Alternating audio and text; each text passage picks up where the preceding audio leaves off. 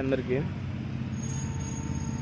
మనం ఏదైనా కానీ రాజకీయ నాయకులను కానీ లీడర్లను కానీ వాళ్ళని ఏదైనా అనేటప్పుడు కొంత మనము మన ఒళ్ళు జాగ్రత్త పెట్టుకునే మాట్లాడాలి. ఎందుకంటే తెలుసా,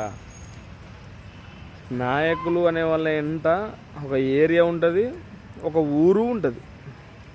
సో వాళ్ళు గెలిచిన తర్వాత వాళ్ళు మన పార్టీ కాదులే, వాళ్ళు ఏదో మన పార్టీకి ఆపోజిట్, ఇప్పుడు మన పార్టీ అధికారంలో ఉంది, మనం అది ఇదని మాట్లాడుకునేది చాలా ఉంటాయి.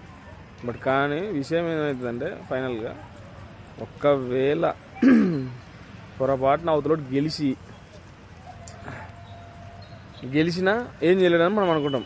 బట్ కానీ వాడు గెలిచిన తర్వాత ఖచ్చితంగా వాని ఏరియాలో ఉన్నటువంటి పనులు కానీ అవి కానీ అభివృద్ధి చేసుకోవాలంటే వాడు ఖచ్చితంగా దేనిలోకి రావాలా, అధికార పార్టీలోకి రావాలా.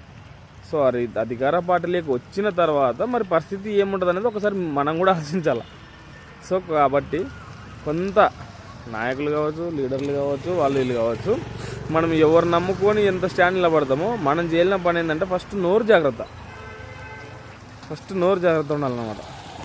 అది ఉంటే సో అన్నిటికీ మనం మంచిగా ఉన్నట్టే. ఆ మాత్రం మనం పాటించినామంటేనే మంచిది. ఎందుకంటే రాజకీయ నాయకులు, లీడర్స్ ఎట్లా ఉంటారంటే నోరు వాడరు అన్నమాట. మనం ఎక్కువ వాడినామనుకో మన పడుతుంది అన్నమాట. సో కొద్దిగా ఆలోచన చేయండి.